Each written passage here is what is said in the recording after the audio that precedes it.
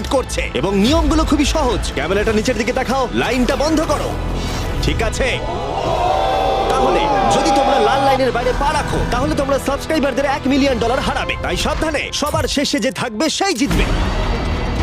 ভাই আমি squid game দেখেছি, ভালো লেগেছে। এটা মনে হচ্ছে সবাই আমাকেই টার্গেট করে আছে। এখানে এখন কেউ কারুর বন্ধু নয়। এই দেখো কত টাকা, সত্যিকারের ডলার। আমার খুব মজা হচ্ছে ভাই। অবশেষে তুমি একটা ভিডিও বানিয়ে নিলে। সবচেয়ে ভালো স্ট্র্যাটেজি হলো ওই $1 মিলিয়ন পটটার ব্যাপারে ভাবা।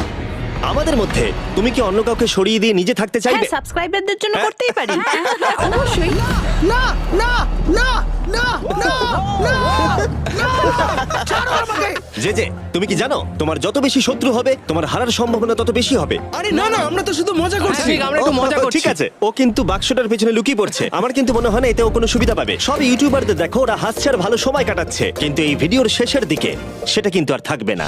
এই ভিডিওটা সব থেকে বেশি